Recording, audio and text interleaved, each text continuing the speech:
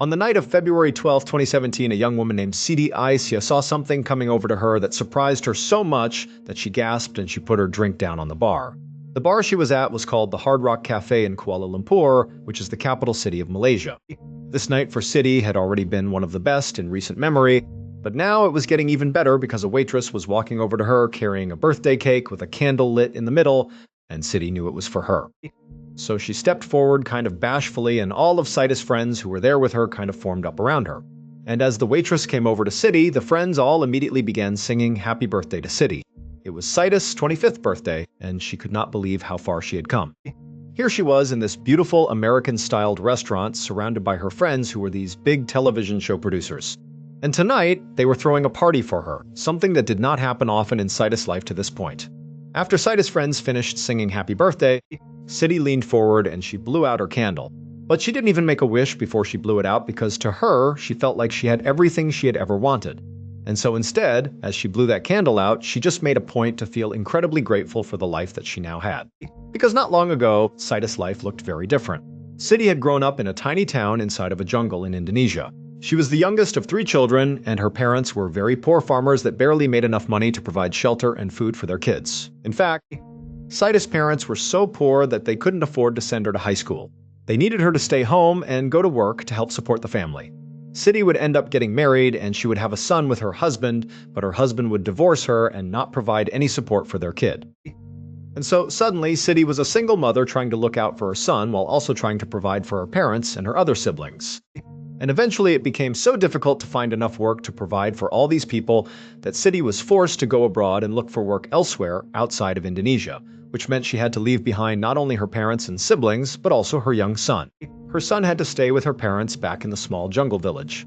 Siti would ultimately find work as a masseuse in a hotel in Malaysia called the Flamingo. Now, Siti really did not like this work at all. It was exhausting and she felt very lonely, but it paid well enough and she needed the money badly enough that she decided to just keep on doing it.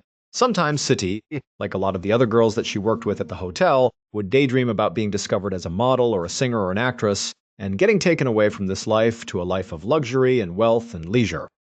But Siti never really expected that to happen. Next to Siti at the bar was her producer whose name was James. And James had his arm around her, and he suddenly flashed her his cell phone and he kind of pointed to the screen. Siti looked at it and she saw there was a text message from someone, but it was in a language that she didn't recognize, and she asked James what that was.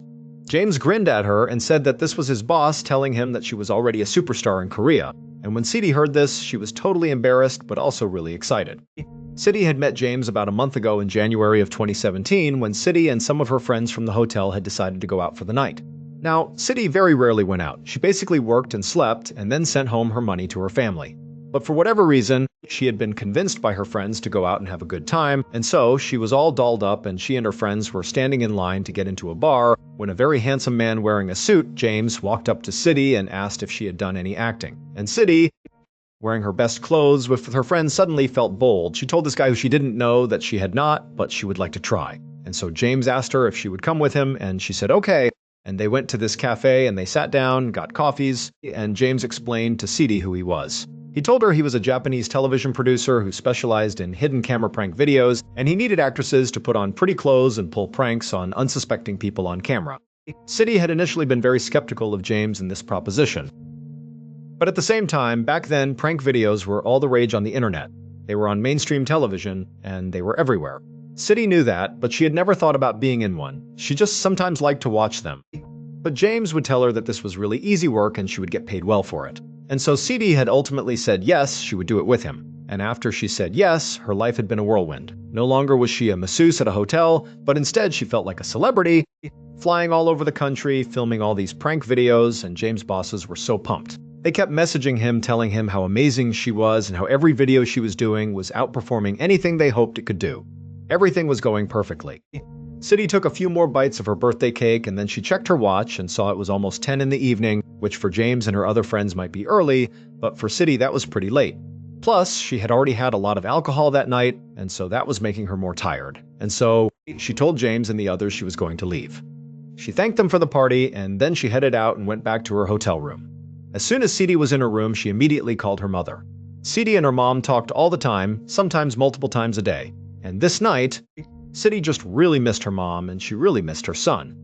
And as soon as she called her mom picked up and they chatted for a bit. And City told her all about how she had this amazing birthday party and how excited she was about the next day because they were shooting a really big prank. It was going to be their biggest one yet, and it would have the biggest payout of any of the videos she had done so far. This one tomorrow was going to pay her $100, and City told her mom not to worry because she was sending all of it back home to them. Cida's mother was so thankful and so excited for her daughter, and she said that was wonderful and told her to get a good night's sleep and that she would be thinking of you tomorrow. And after that, City talked to her son for a couple of seconds. And then they hung up, and City crawled into bed. She turned off the light and she tried to sleep, but she couldn't. She was too excited about tomorrow's shoot. She and James had been talking about this particular prank for the last week, and they had been rehearsing it over and over again, and now here she was on the precipice of actually doing it in real life. The pranks that City did were all pretty similar and pretty simple.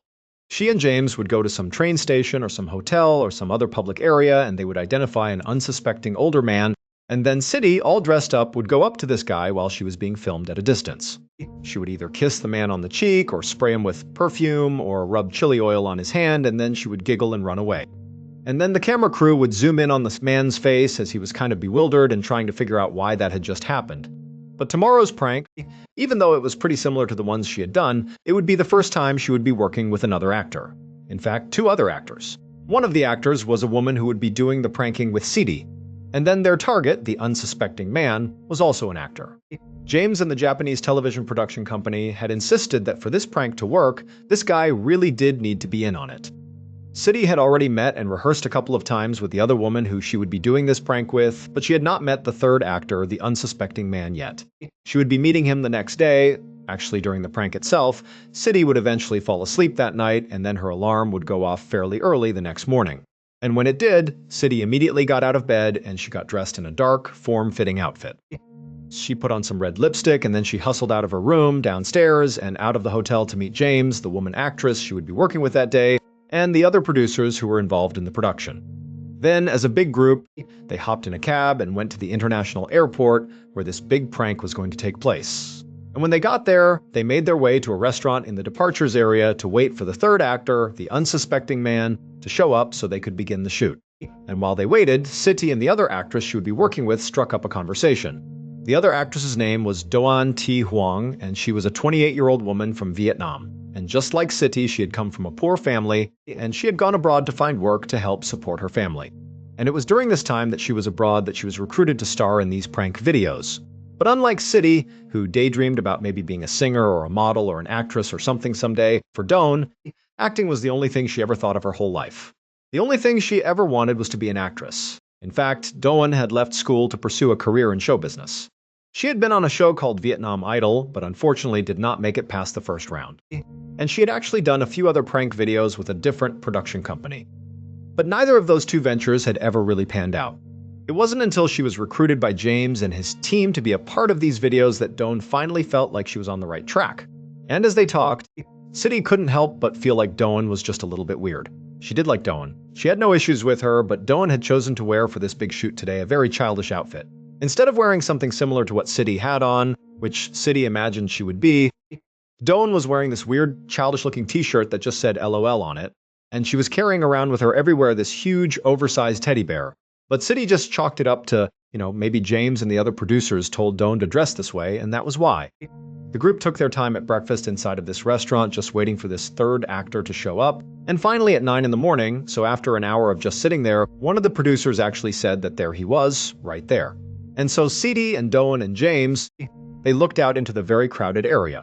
And sure enough, where the producer was pointing was this guy who looked exactly like all of their other victims. He was this middle-aged, stocky guy carrying a briefcase who totally blended in with the hundreds of other people out there.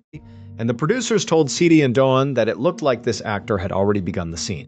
He was already heading over to the self-check-in kiosk, which was like the start of this prank, and so they told City and Doan to go, start the prank. And so City grabbed the perfume that she was given to spray in this guy's face.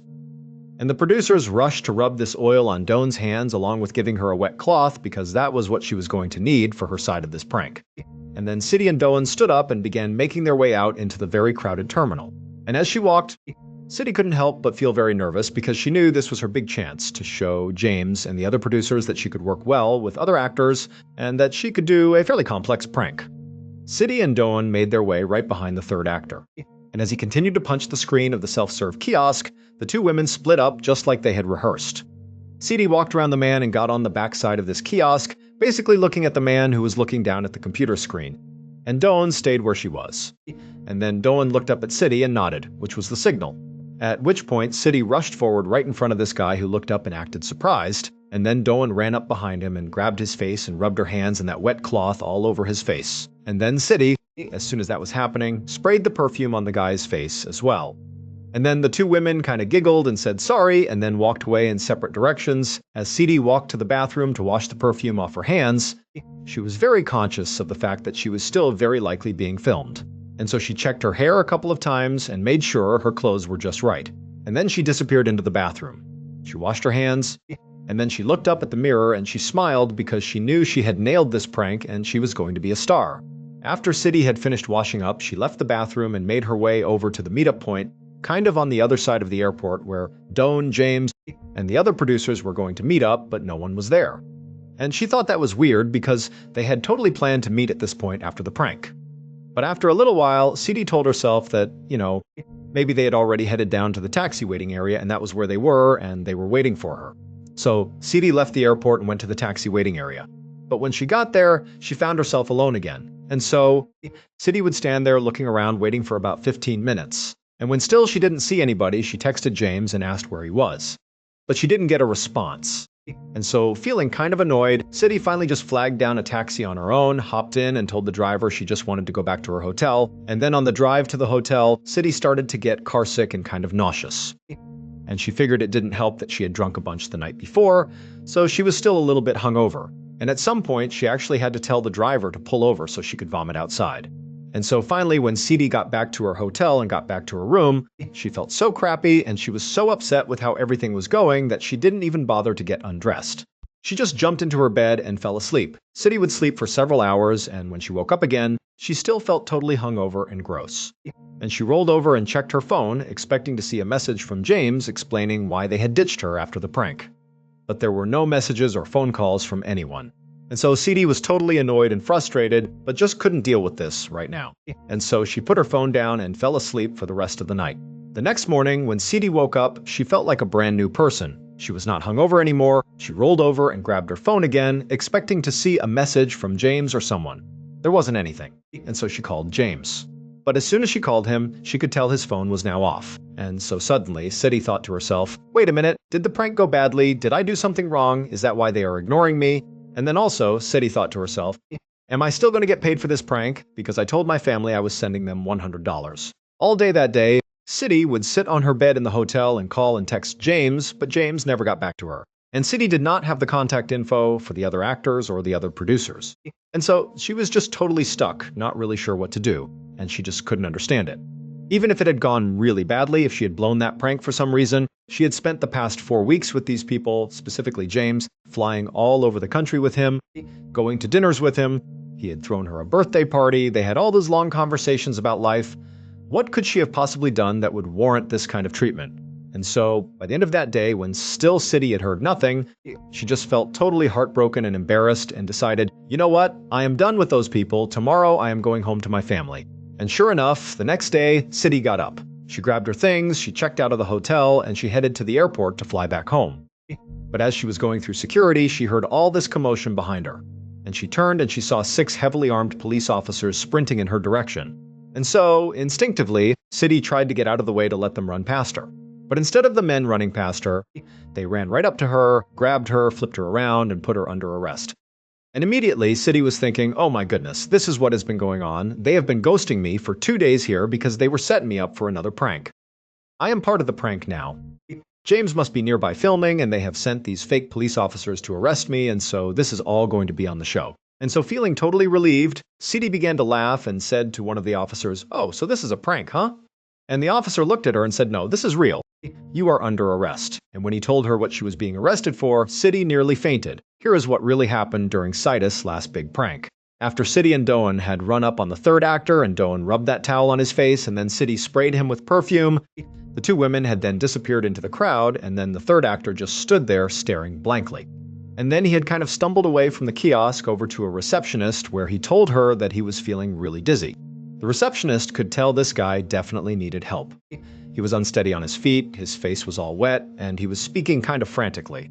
And so she grabbed a few employees of the airport and they clustered around him and began walking him to the medical clinic that was in the airport. And as they escorted him to this clinic, the man began saying he was in so much pain and he kept walking slower and slower. And then finally, when they actually got him inside this clinic, just a couple of minutes later, he was on the ground having a seizure. Immediately, the medical staff rushed to the man's aid and they injected him with a medicine to stop the seizure. And then, with the help of airport staff, they lifted him up, put him on a stretcher, and then rushed him to an ambulance that was supposed to take him to the hospital. But he would die on the way there. Sidi and Doan had no idea this had happened to the third actor after the prank. The two women had gone into separate bathrooms and then basically just missed each other. They came out staggered to the meeting point and they didn't see anyone. They both went down to the taxi waiting area thinking that is where everyone had gone. And again, Sidi and Doan just didn't see each other and they both got in their own taxis and went back to their own hotels. As for James and the other producers, the reason they were absent after this prank had ended is because they planned to beat after this prank. As soon as they saw Sidi and Doan pulling off this prank successfully, they all got up from that restaurant and promptly rushed to board planes that would take them out of the country. Because James and these other producers were not really producers. They didn't have a prank show. It was all a charade. In reality, they worked for the North Korean government, and James, whose real name was Ri Ji-yu, had been tasked by the North Korean government to recruit gullible women, meaning CT and Doan, to participate in a top-secret mission that could easily get them killed. In fact, this mission was so sensitive and so dangerous that James and his other fake TV producers had to live undercover for weeks with Doan and Sidi, kind of slowly convincing them that this was all legitimate and that what they were going to do was just a prank, not a top-secret political assassination. Sidi and Doan had both been recruited by James because they both were vulnerable and poor. Sidi was also known to be very naive and believed anything she was told. And Doan was very immature and childlike and overly trusting. All the prank videos that Sidi and Doan had been independently filming with James and their crew in the weeks leading up to this big final prank had not been episodes of a prank show. They were actually doing pranks on actual unsuspecting people, but it was all rehearsals. James and his crew wanted to make sure that Sidi and Doan, first of all, believed this really was a prank show, and second of all, that they were able to actually do the prank and that they wouldn't chicken out at the end. And on the morning of February 13th, 2017, the day of the big prank, which in reality was the big secret mission, the perfume that Sidi was given was not really perfume. And the oil that was rubbed on Doan's hands was not really oil. They were the ingredients for a deadly nerve gas called VX. Now, separately, these ingredients would not have harmed either of these two women. But when you combine those ingredients, that is when it turns into a deadly poison. And so that was why Sidi and Doan had been told to do this prank together, because James and his crew needed them to mix the VX gas on their target's face, and the target was not an actor. His name was Kim Jong-nam, and he had no idea what was going on when Sidi and Doan touched his face and sprayed him with perfume. But he was dead within 20 minutes, and his death would have been exceptionally painful. It would turn out Sidi and Doan had been tricked into participating in one of the biggest political assassinations in recent history because Kim Jong-nam, the target, was actually the exiled brother of the leader of North Korea, Kim Jong-un. And it is widely believed that Kim Jong-un is the one who actually authorized this assassination. Both Sidi and Doan were initially charged with murder in Malaysia, which comes with an automatic death sentence. But those charges were quickly dropped when it was discovered that these two women were clearly victims of a massive and devious trick. Surveillance video at the airport shows Sidi and Doan handling the extremely deadly nerve agent ingredients so casually.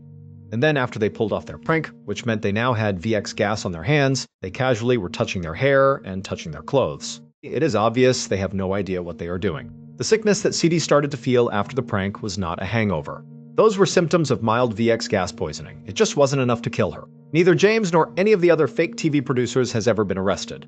And to this day, North Korea still says they had nothing to do with this assassination. On the afternoon of May 25th, 2017, 42-year-old Nicole Gordon was laying on her couch in her home in Atlanta, Georgia, with an ice pack on her head. She had a blinding headache, one of the worst headaches she had ever had, and she was just unable to do anything else but lay on the couch. Nicole really had no idea why she had this terrible headache. The only thing she could think of was 3 weeks earlier, she had been in a minor car accident and one of her car windows had broken and some of the glass had cut her face. But she didn't think that would be enough to lead to this absolutely horrific headache that had not gone away for 3 weeks. But Nicole was a very tough woman. And even though she had thought about going to the hospital over these past 3 weeks to deal with whatever was causing this headache, she had told herself that it had to be something minor and that she just needed to kind of tough it out. And what toughing it out looked like was laying on the couch all day long, only getting up to eat and go to the bathroom, not going to work, and just sitting in the darkness with this ice pack, just hoping for this headache to go away. And so as Nicole was just laying there, she heard her back door open up. It was her boyfriend Durante coming in with groceries. He came inside and he put the groceries away, and then he came into the living room where she was and he asked how she was doing, and she told him that the headache had not gone away yet and asked if he would mind going into the kitchen and getting her some ibuprofen, which are pain meds, as well as some water. And so Durante said, of course. He went in the kitchen, he got what she needed, he brought it back, she said thank you. She took the ibuprofen and then she went back to just being totally miserable.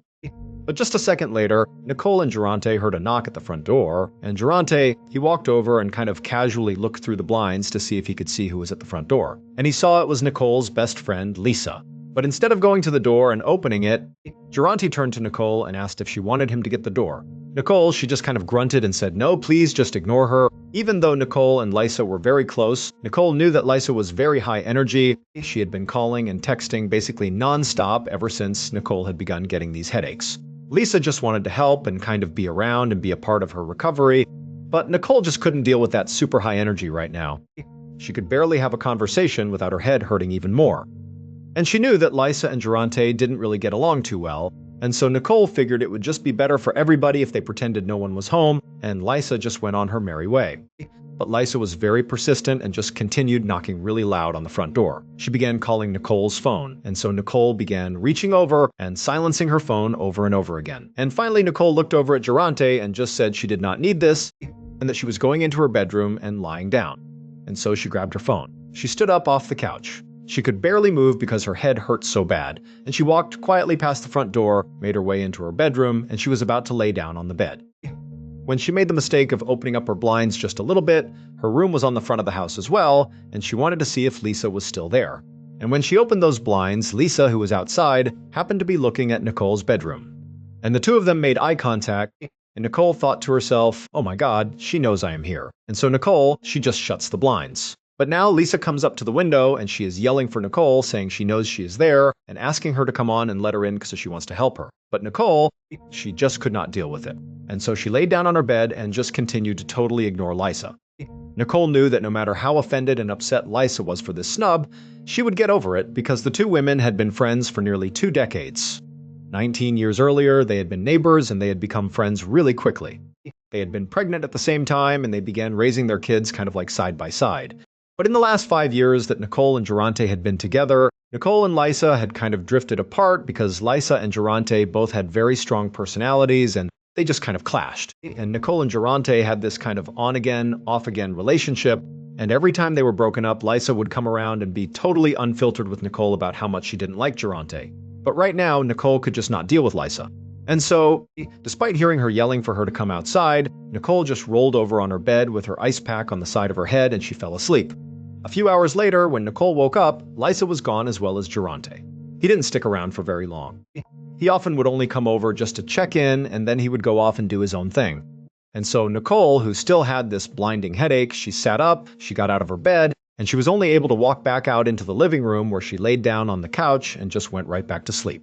Even though Nicole had had this headache for 3 weeks, and it had not gotten any better, she really was convinced that taking enough ibuprofen and relaxing long enough would cause it to go away. But over the next couple of days, this headache, which was already like a 10 out of 10 on the pain scale to Nicole, somehow became like a 20 out of 10. And it got so bad that she couldn't even open her eyes. It was like horrific. And as this headache got so bad, her relationship with Durante started to sour. Durante didn't really believe that Nicole was actually in the amount of pain that she was in. And he kind of began acting like she was just being lazy. And this really upset Nicole because that wasn't true at all. She was just in blinding pain and couldn't do anything. Finally, in late June, so 5 weeks after Nicole's headaches had begun, and at this point her headache had still not gone away, she was laying on the couch like always with the lights off.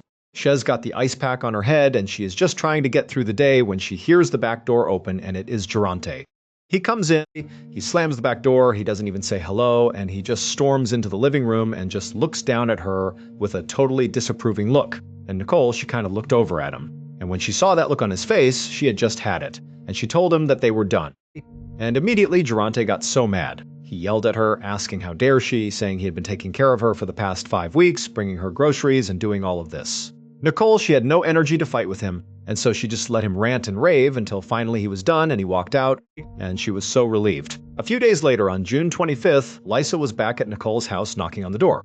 Nicole had actually texted her to let her know that she had officially ended things with Durante, and so she told her to feel free to come over because there was not going to be any drama with him being here. And so Lisa had come back over. She was very excited to see Nicole and kind of get over the conflict of her being ignored. And when she knocked, Nicole did go up to the door and she opened it up. And Lisa, as soon as she saw Nicole, this was like the first time she was seeing her since Nicole's headaches had really begun, she knew something was definitely wrong with Nicole. Her entire apartment is totally dark. All the windows are covered up, and Nicole is squinting out at Lisa, kind of beckoning her to come inside. Lisa was shocked, asking her how bad this headache was. Nicole could barely make a sentence. She just said that it was so bad. And so Lisa came inside, and Nicole led her through the dark apartment to the kitchen and back. Nicole sat down, and Lisa sat down opposite her, and Lisa began asking Nicole questions about her headache, about Durante, and just kind of about her life. And quickly, Lisa realized that Nicole really wasn't making any sense. Her answers, even to the simplest questions, like what did you eat today, were in fragments and didn't really make any sense. And finally, Lisa said to Nicole that this could not be a normal headache. She told her this was something serious and that she needed to go to the hospital. And at this point, even though Nicole had been trying so hard to just kind of white-knuckle her way through whatever was going on in hopes it would go away, she was starting to realize that there was something deeply wrong here and she needed help from a doctor. And so Nicole agreed to go. And so Lisa helped Nicole up and assisted her out of the apartment and into Lisa's car. Lisa took her to the hospital. And when they got there, Lisa brought Nicole into the emergency room and she explained to the nurses and doctors that Nicole had this terrible migraine. It started after she was in this minor car accident 5 weeks earlier. And so the doctors and nurses brought Nicole back to one of the rooms and they began treating her the way they would any other patient who had a serious headache. They asked her if she was hydrated. They asked what medication she was taking. They asked her what she was eating, how much sleep she was getting. They were just kind of going down the list of different things that could cause this headache, but nothing stood out as a red flag. Even the fact that she had been in this minor car accident and had some cuts on her face from the glass, that really wasn't enough for them to think that would cause 5 weeks of a persistent migraine-like headache. They even looked at the cuts on her face to see if maybe they were infected or something, but they weren't. Basically, they had no idea what was causing this. But the doctors and nurses were very concerned because persistent extreme pain in your head could be signs of a stroke or an aneurysm or something, both of which can be fatal. So they put Nicole through a series of imaging scans to get a look inside of her head to try to figure out what was going on. And after they finished all these scans, Nicole was brought back to her hospital room and she laid down on the bed.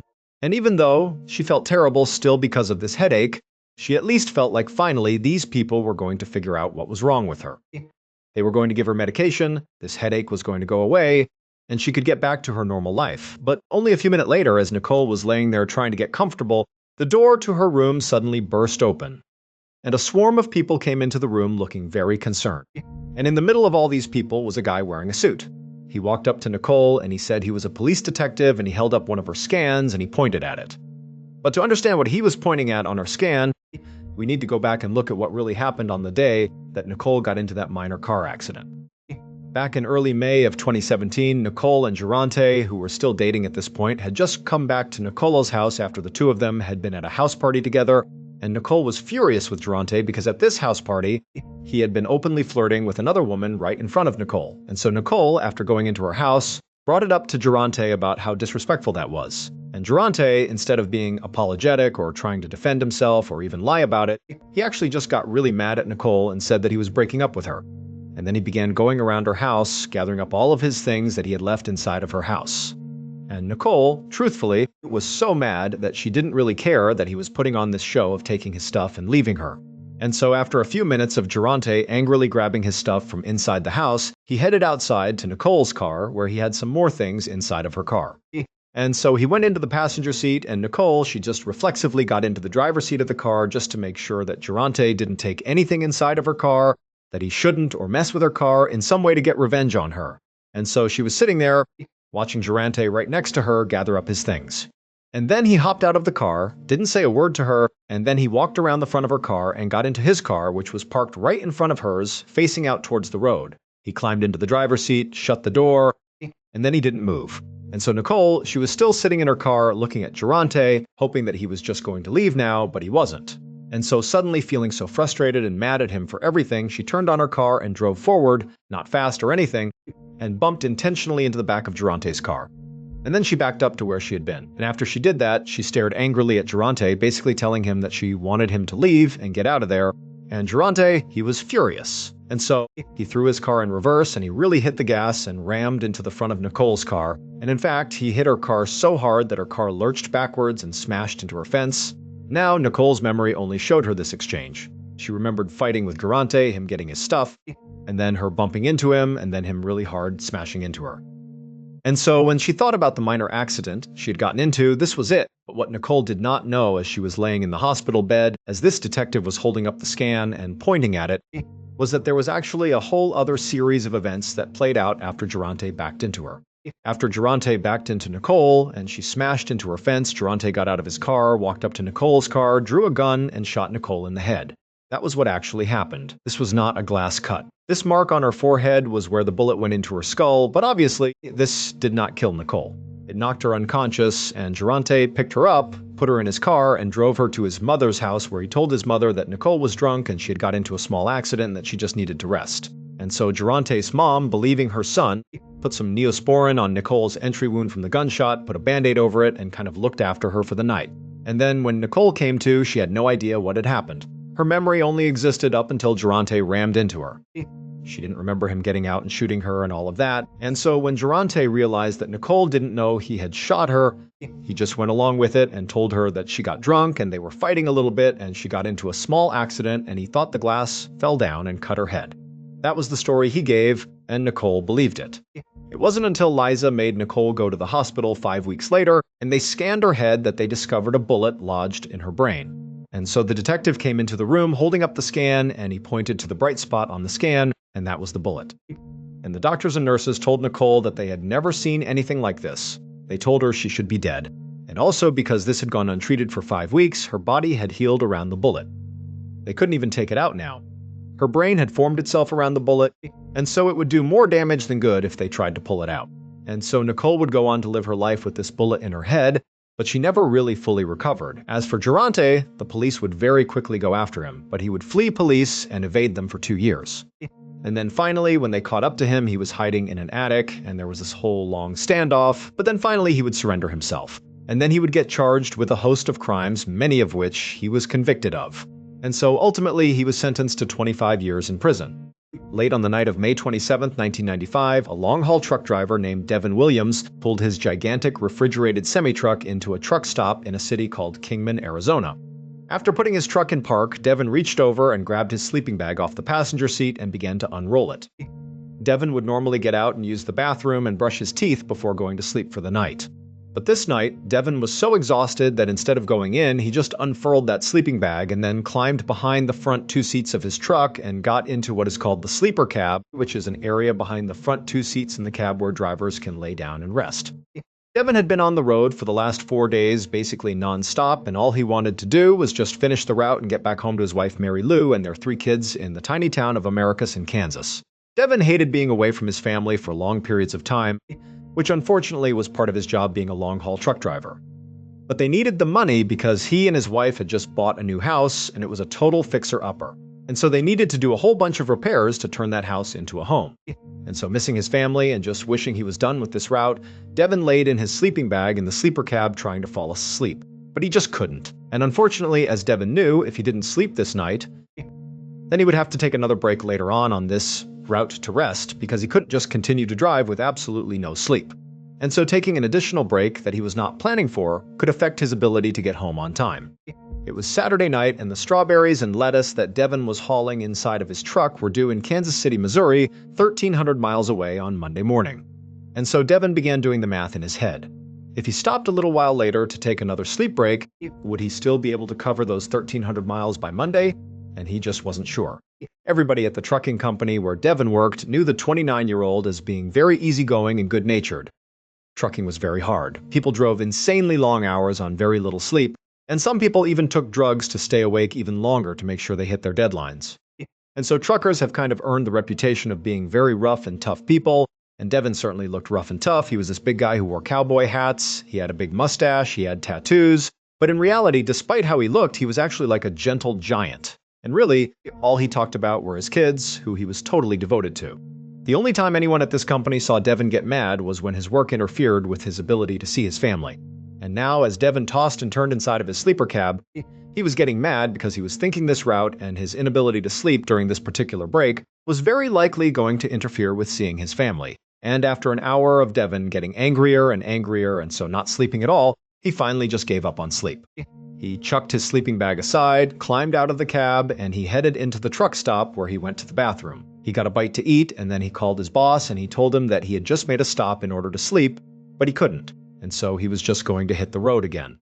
But he told him not to worry, because even though he would need another break in order to sleep, he would be in Kansas City on Monday morning with this delivery on time. After speaking to his boss, Devin left the truck stop, climbed back into his truck, fired it up, and then before long, he was back on the highway driving east. Devin's boss was a guy named Tom Wilson, and he didn't find anything unusual about this phone call he got from Devin. Maybe it was a little unusual that Devin was unable to sleep and that he called his boss to say he was unable to sleep, but Devin sounded totally normal.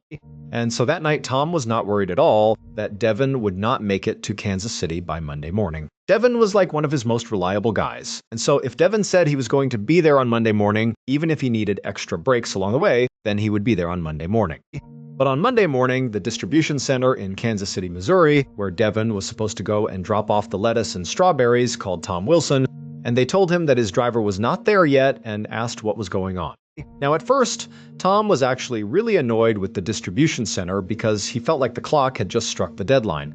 Devin would likely arrive in the next few minutes, and they were prematurely calling to complain. And so Tom communicated that to the distribution center, and they said, okay, fine, they would wait a little bit longer. But when almost an hour passed and still Devin had not shown up, the distribution center called Tom back and said that he was not there. Now, after the second call, Tom totally changed his mindset, and he was actually now deeply worried about Devin. And so he apologized to the distribution center and said he would get in touch with Devin as soon as he could and figure out where their shipment was. But Tom couldn't just call Devin and ask where he was and what was going on because this was back in 1995. They didn't have cell phones. And so Tom basically just had to wait for Devin, who was out on the road somewhere, to stop somewhere and call Tom to tell Tom what was going on.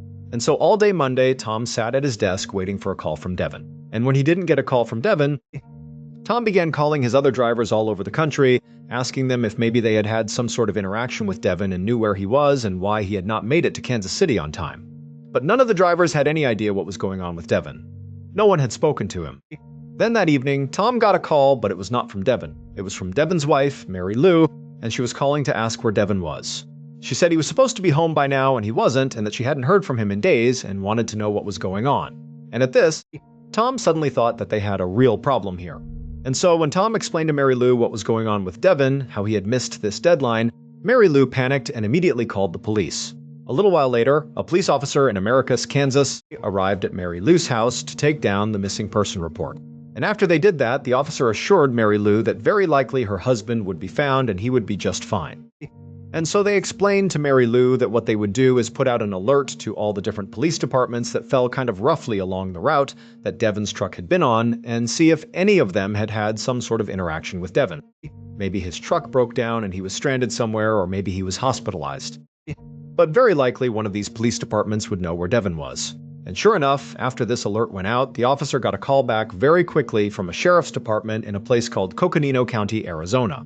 Coconino County was located 200 miles to the east of Kingman, Arizona, which was where Devin had been on Saturday night, but couldn't sleep and then called his boss to say he was going to hit the road again. But interestingly, the sheriff's department in Coconino County made it very clear to the police officer in Americus, Kansas, that they had no idea where Devin was, but they definitely knew where his truck was. In fact, basically everybody in Coconino County knew where Devin's truck was. It was all anybody in that county was talking about because on Sunday, so the day before Devin was reported missing, somebody driving Devin's truck spent the entire day terrorizing hikers and campers inside of the Tonto National Forest in Coconino County. The Tonto National Forest, which is 600,000 acres of just rugged wilderness preserve, was nowhere near Devin's trucking route. In fact, it wasn't near any trucking route ever. It is like 20 miles off of the highway, and the roads in the forest are barely wide enough to support small cars going through, let alone a 48-foot long, massive 10-ton semi-truck like Devin was driving. But on Sunday morning, so roughly 8 hours after Devin had called his boss Tom, two hikers named Lynn and Jack Yarrington were in their tent inside of Tonto National Forest just having a nice time. It was peaceful and quiet. And they were right near this dirt road that kind of bent around a corner. And suddenly they began to hear a rumbling sound coming from one end of this road. And so they were in their tent and they unzipped it and looked out. And at first, all they saw on the road coming in their direction was this huge cloud of dust and smoke. And then through the dust and smoke came Devin's humongous truck blazing down this road at practically full speed. And at first, Jack and Lynn were wondering how this truck was even in the forest and how it had actually managed to drive to this point. And after Devin's truck whizzed past them and blazed off in the other direction out of sight, Lynn and Jack weren't scared or worried. They were just totally confused. And so they began speculating, suggesting that maybe the driver got lost and they were trying to find a place to turn around or something. And sure enough, a couple of minutes later, they heard a rumbling sound and they saw another cloud of dust, and it was Devin's truck now coming back in the other direction on the same dirt road. And so Jack and Lynn, they kind of backed up behind their tent and they watched as this truck blazed past them again, flying in the other direction. And so in some ways that kind of confirmed to Lynn and Jack that yes, this driver, who was definitely driving recklessly at this point, had likely gotten lost, managed to turn around, and now they were heading back out to the highway. And then all of a sudden, as they were kind of chatting about it and laughing about it, they heard the sound of the truck coming back again. And they looked up, and sure enough, there was Devin's truck barreling down the road again. Except this time, Jack and Lynn, they looked where Devin's truck was going, and they saw there was a small sedan coming up the road in the opposite direction. Devin and the sedan were going to collide. And because this road was actually on a turn, the driver of the sedan couldn't actually see the truck, and the driver of the truck, whether it was Devin or somebody else, couldn't see the sedan. And so both drivers were driving towards each other without realizing it, and so Jack and Lynn, they jumped up. They began screaming and yelling at the driver of the truck to slow down. But the truck didn't slow down. It just continued coming down the road. And the sedan driver, he saw Jack and Lynn flailing their arms and trying to get somebody to stop on the road. And so, sensing there was another car, the sedan came to a full stop, and then right in front of them, they saw this truck come barreling around the road. And so the sedan began backing up wildly, trying to get out of the way of this huge truck, and then finally, the driver of the sedan just cut the wheel and peeled off the side of the road into the brush. And right as they did, the truck, which had not slowed down at all, even though the driver could have clearly seen the sedan, just whizzed right past the sedan and would have smashed into it if the sedan had not jumped off the road. The driver of the sedan got out of the car, and when Jack and Lynn ran up to him to make sure he was okay, he would tell them that he got a good look at the driver of the truck as he drove past him. And he told them that the driver was just gripping the wheel, looking totally straight ahead with no expression whatsoever, just barreling past him. It was like he didn't even look at the sedan. He was just going. A little later that day, and not far from where this incident had just happened on this road with Jack and Lynn in this sedan, there was this family that was hiking through Tonto National Forest. And they had arrived at this big, beautiful open field in the middle of the forest. And they planned to have a picnic in this field. But as they came out of the tree line and walked into this beautiful open high grass meadow area, they looked out and they saw just kind of in the middle of the field was this huge truck. That made no sense. How in the world could this truck have gotten to this meadow? They didn't know, but they clearly saw there was a truck. And the father of the family, he saw there was a man standing next to this truck, just kind of looking away from them off at the mountains in the distance. And so this family kind of assumed that the driver of this truck had somehow gotten into this meadow, and maybe their truck was stuck, and so now they needed help. And so the father told his family to stay put for a second, and then he on his own walked across the meadow towards this truck. And as the father got closer, he did see that very clearly the truck was stuck in the mud. And so this driver very likely was stranded. And so as he got close enough, the father yelled out to this guy and asked if he needed some help, saying they could go back and call someone, and asking what they could do for him. But the man who was standing outside of the truck didn't even turn around to talk to this father. He just kept standing there motionless, looking off into the distance, and so the father made it about 5 or 6 feet away from this guy. And the father just stopped and very clearly said that he was talking to him and asked if he needed help. And at this point, the man who was standing next to the truck, he turned around and he looked at the father. And immediately the father kind of backed up for a second because there was something very off about this guy. The guy was just kind of standing there and he was staring at the father, and he opened his mouth like he was about to speak. But instead of speaking, he just kept opening his mouth wider and wider until it was as wide as he could get it. And then he began wiggling his lower jaw back and forth as fast as he could and then clicking his teeth simultaneously. And so the father just began backing up like there was something wrong with this guy. And right as the father was about to just turn around and leave and go protect his family from this guy, The guy stopped with his mouth, and then he just stared directly at the father and said very calmly that he didn't do it and that they did it.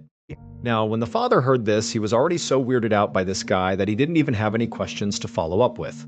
Instead, he just turned and began running back towards his family. And so, feeling very unsettled, the family ran back to their car. They drove back home and they called the police about this guy in his truck. It would take a deputy from the Coconino County Sheriff's Department a little while to finally navigate their way all the way out to this meadow where this truck and this guy apparently were. And when the deputy got there, they walked out into this meadow. And sure enough, just like the father had said, there was the truck stuck in the mud. And so the deputy began walking out to the truck expecting to see the driver, this guy who the father had said was acting totally weird. But when deputy got up there, he found the truck was totally abandoned. There was nobody in the cab, there was nobody nearby, it was just sitting there, but it was still running. And so the deputy tried to open up the cab, but it was locked. He did look inside, and everything looked very neat and orderly. And then he went around to the back of the truck and he opened up the back doors and he found the refrigeration unit was still on, and inside of this truck was lots and lots of strawberries and lettuce. So the deputy really didn't know what to make of this truck in the middle of the field, combined with this report that the father gave about this guy who was standing near it, acting totally weird. And so he just checked the license plate of the truck and he ran it against his database to see if there were any matching reports of missing trucks or missing truck drivers, but there weren't any because, remember, this was on Sunday, this was happening. And it wasn't until the next day, Monday, that Devin was reported missing and his truck was added to a list of missing trucks and missing truck drivers. And so the Coconino County deputy just called a towing company who came out and hauled Devin's truck out of the forest. And then 24 hours later, when Devin was reported missing, the Coconino County Sheriff's Department put it all together and contacted the officer in Americus, Kansas, to let them know that they had Devin's truck, but they didn't have any other answers. The behavior of the man who was driving Devin's truck through Tonto National Forest was so insanely out of character for someone like Devin that it seemed totally impossible that Devin could have done this. But both Lynn and Jack Yarrington and the other people who saw this truck flying through the forest on that Sunday, they all insisted that the man they saw in the cab driving this truck matched the picture of Devin Williams. But there was absolutely no reason for why Devin would want to go to the Tonto National Forest. And even if he did want to go to this forest for some reason, he should have known that his massive semi-truck was not a good choice to be driving around these narrow dirt roads in the middle of this wilderness preserve. All we know about Devin is that at the time he went missing, all he likely wanted to do was just get home to Americus, Kansas, to be with his wife and 3 kids again. That was really all he cared about. The police did consider that maybe Devin just ran away, but that theory didn't add up. Devin had no criminal record. He had a great relationship with his wife, so there were no issues there. And there were no other kind of outstanding relationship issues with friends or family. And financially, even though it was a little tight, they were doing just fine. They just wanted some extra money to fix up this house and make it really nice. It wasn't like they were struggling to put food on the table. Also, the police considered that maybe Devin was kidnapped or something. But Devin was like this big, imposing, tattooed, cowboy hat-wearing, tough truck driver who was going to try to kidnap that guy. Devin also had no medical issues. He wasn't struggling with his mental health. He had no neurological abnormalities. He also never used drugs and always passed every single drug test that he got while working for this trucking company. Devin was basically just this totally normal, nice, well-adjusted guy with nothing to run or hide from, and so none of this made any sense. Police mounted a massive search inside of Tonto National Forest. And during this search, the couple, Jack and Lynn Yarrington, who had seen the truck barreling up and down the road and nearly collide with that sedan, they would tell searchers that they actually thought they saw Devin Williams not in his truck, but out on foot, walking around on Monday morning, so just hours before he would have been reported missing. They said they saw this guy wandering barefoot down the road as they were driving out of the forest. And they slowed down to ask him if he was okay. And this guy, who looked exactly like Devin Williams, responded by picking up a rock and throwing it at their car. And so Jack and Lynn just drove past him, not realizing that this was the guy who very likely was driving that truck. Now, the police, when they began this search, were pretty confident they would find Devin, especially after hearing from Jack and Lynn that he was pretty likely on foot and without shoes walking around the forest. It seemed like he could not get very far, but despite this huge search, they could not find Devin. There was absolutely no trace of him. And so, after nearly 3 weeks of searching and not finding Devin, the police called off the search. Then on May 2nd, 1997, so almost exactly 2 years from when Devin had been reported missing, 2 hikers were walking on this trail in the middle of Tonto National Forest, right in the area where police had extensively searched for Devin 2 years earlier. These 2 hikers were walking on this trail, and up ahead they saw there was this white thing right in the middle of the trail, just kind of sitting out. Now, this was a well-traveled trail, and so they were wondering what this thing was. And so they walked up and they saw this white thing was a perfectly intact human skull. There was no skeleton, it was just the skull. And so these hikers gasped. They couldn't believe they were looking at a real human head, and they were thinking, how in the world did it get here? Why hasn't anybody else seen this and taken it? And how were they the first ones to see this? And so they ended up calling the police. The police came out, gathered up the skull, and it was sent in for testing. And sure enough, DNA testing would reveal the skull belonged to Devin Williams. No one has ever been able to explain what actually happened to Devin Williams, but the discovery of his skull inside of Tonto National Forest nearly guarantees that the driver of the truck 2 years earlier really was Devin. And the guy standing outside of the truck that was stuck in the mud in the meadow was likely Devin. And the guy throwing rocks at Jack and Lynn's car was Devin. People have put forth a whole host of theories about what happened to Devin, ranging from he had some sort of medical event where he kind of lost his mind, and that was what caused all this strange behavior, or maybe Devin was on drugs despite not having any history of drug use. Some suggest he took a really strong drug, and that was what caused him to do all this. And still others believe that maybe there is a paranormal element to this whole story, that perhaps Devin was contacted by aliens, and that was what induced all the bizarre behavior, and then ultimately he was abducted by those aliens, and then somehow his skull wound up back on this trail in the middle of Tonto National Forest. And as crazy as that sounds, still to this day, no one has any idea what happened to him, so that theory remains a talking point among others. On the afternoon of May 11th, 2015, 55-year-old Natalia was gathering sap inside of a Russian forest with her 82-year-old friend Valia. The two of them had been coming to this grove of birch trees for many years. They enjoyed the peace and solitude of nature, and it was also a good place for Natalia to bring her little dog so he could run around while they collected the sap. It was a perfect spring day. The weather was very mild, the sun was out, and the two friends had a great time just kind of moving around the different birch trees, using their little drills and hammers to get their taps into the tree. And then they would put their glass bottles underneath each tap to collect their harvest. And then at some point, Natalia felt like she had all the sap she would need. And she began gathering up her things to get ready to leave. And as she did that, she looked over at Valia, who had found this really big birch tree, and she had sat down underneath it and was working hard to set her tap.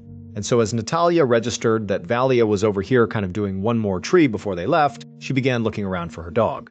And she found her dog, and he wasn't too far away from Valia, and he was just kind of massaging around one of the trees when suddenly Natalia noticed the dog came to a hard stop, and it turned and looked deeper into the forest like it had clearly registered something that had put it on alert that was out of view. And so Natalia, her view was obscured from whatever the dog was looking at. And so she put down her equipment and kind of moved between the trees to see what her dog was looking at, and at some point her view cleared, and she saw pretty far off in the forest was something huge. This dark thing kind of moving behind the trees, and suddenly it jumped out from behind the trees and ran towards the dog. It was a huge Russian brown bear, and so totally horrified, Natalia was watching this bear charge her dog. She looked over and she saw Valia, who was pretty hard of hearing, was sitting with her back to this bear and the dog, still just working on this tree. Natalia was just frozen for a moment, having no idea what to do. And then instinct suddenly took over. And Natalia just turned and began running away, leaving Valia and leaving the dog, but after only running several paces, she stopped and turned around and saw the bear was still trying to attack the dog. But the dog was standing its ground and barking at the bear, which was kind of causing it to back up and be a little unsure of itself, even though this dog was so much smaller. And still, Valia was not reacting at all. She had not heard the bear, the dog, nothing. And Natalia, she was looking back knowing that she needed to do something. She couldn't just let her friend and her dog get killed. And so Natalia began walking slowly back in the direction of this bear, and she began screaming at Valia to get up and run with her. But the second Natalia began screaming, the bear went from looking at the dog to turning and looking at Natalia. And suddenly it was like the dog meant nothing. The bear had decided it was going to go after Natalia. And so Natalia, she was staring at this bear, realizing that it was going to charge her. But before she could even turn to run, the bear had run at full speed and jumped at her. Natalia turned and she tried to run, but the bear bit down on her thigh and she felt it crush her leg and pull her to the ground and whip her up against a nearby birch tree. And she was screaming and trying to pull herself away, but the bear was ripping at her leg, trying to yank her back into the forest. And then Natalia, she saw her little drill that she used to set the tap in the trees, and she reached out and she grabbed it and she turned. Her leg was being actively bitten by this bear, and she turned on the drill and she was about to jam it into the bear's eye when the bear suddenly stood up to its full height and then just fell all its weight down onto Natalia's chest. Immediately, Natalia dropped the drill and the bear clenched down on her throat. Now at this point, Valia, who again was hard of hearing, turned around and saw this bear mauling her friend. And so, what does she do? She runs over to this bear right behind it and begins pummeling this bear and screaming at it to get off her friend. And the bear, who barely registered Valia hitting it, just let go of Natalia for a second. It turned around. You have to remember this bear had been mauling Natalia, its face was covered in her blood, and it turned and looked at Valia, and Valia was terrified. She began stumbling backwards, and the bear was clearly about to jump on Valia when Natalia, who was barely alive, saw this happening, and she just began screaming at this bear while she was laying there bleeding out, trying to attract the bear to come back and keep attacking her to spare Valia. And it worked. The bear, hearing Natalia screaming behind it, forgot about Valia and turned back around and resumed attacking Natalia. And then just seconds later, the bear actually lifted up Natalia by her neck and it ran off into the woods carrying her. And so Valia was just left watching this happen. She knew she was not going to be able to stop this bear. And so she just began running back towards the car, which was not that far from where they were. And when she got out there, she grabbed her phone and she called the authorities. About an hour and a half later, hunters sent by the police along with animal control arrived at this parking lot, and they found Valia, who was totally in shock.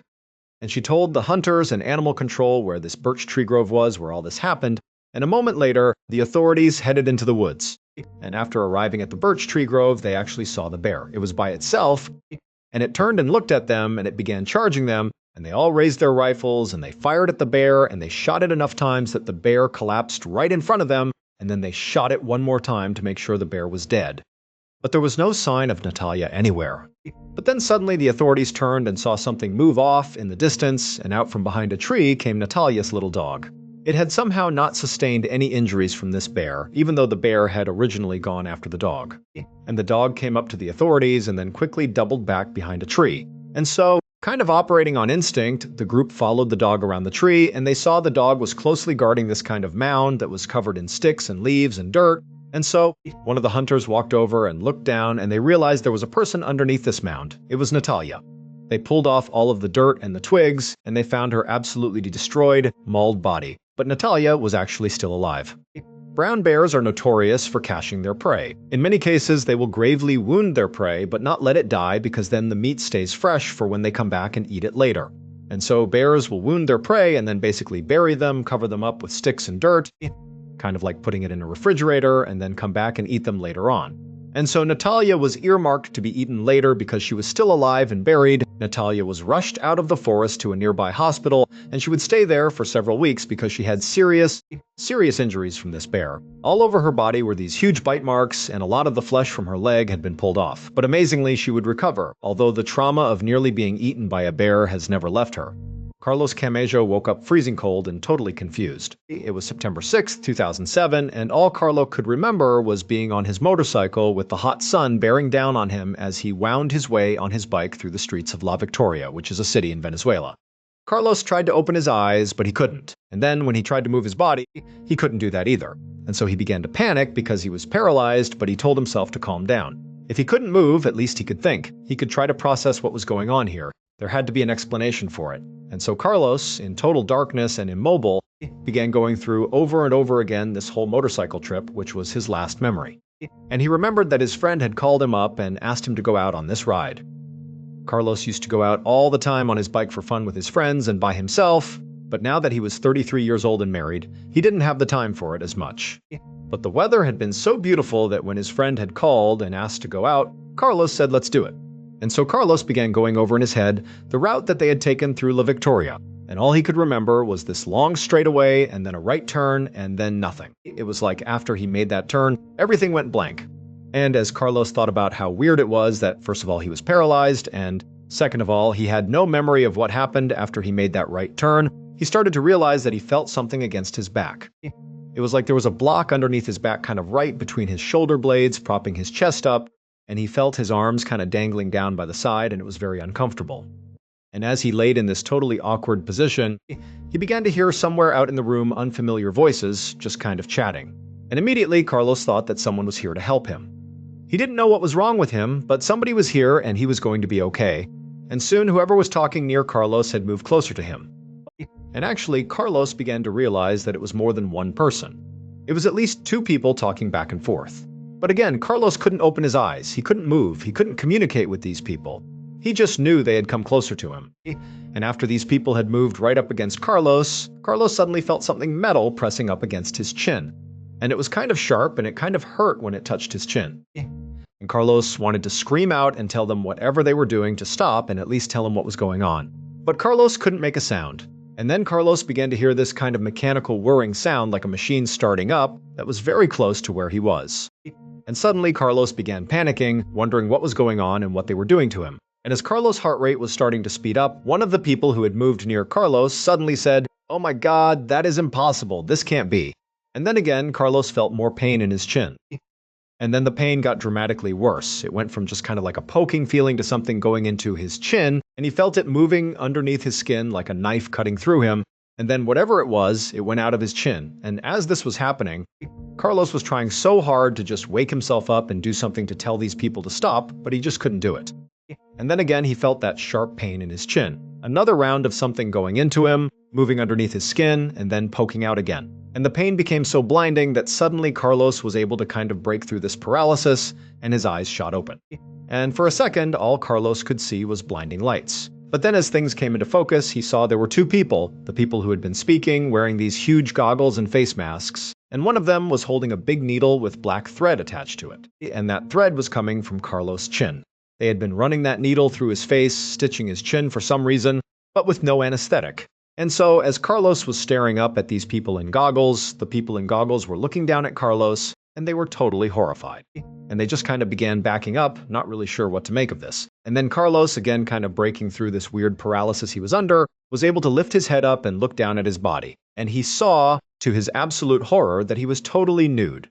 He was laying on a metal table, and there was this Y drawn on his chest starting at his collarbones, coming down right underneath his throat, and then straight down across his chest. And then after Carlos saw this Y on his naked body, he looked over at a tray that was right next to this metal table near these two guys in goggles who were now kind of backing up. And he saw there was a whirring instrument on this table, and it was a circular blade, a saw. That was the sound he heard. And that is when Carlos figured it out. Earlier that day, when Carlos had been out riding his motorcycle with his friend, he had gone down that long straightaway in La Victoria. He had made a right turn, and parked illegally right after this turn was this big truck. Carlos didn't see it, and at full speed he impacted the truck. He was thrown from his bike, smashed into the ground, sustaining horrific injuries, and when paramedics showed up they pronounced him dead on the scene. And so he was moved from the scene of the accident to the morgue, and at the morgue, Carlos was stripped naked and put on this metal table, and they placed a block underneath his shoulders, kind of propping his chest up, and they drew a Y down the center of his chest for his autopsy. The two doctors that Carlos ultimately saw chatting and preparing to perform this autopsy were going to follow that Y on his body with the circular saw. That is how they cut you open during an autopsy. But right before they were about to do that, the doctors noticed that Carlos was actively bleeding from his chin. And since he was supposed to be dead, that didn't make any sense. And so that was why one of the doctors had said, "Oh my goodness, this can't be." And so, not really sure what to make of it, they had just grabbed a needle and begun stitching his face together to stop the blood from going down his chest.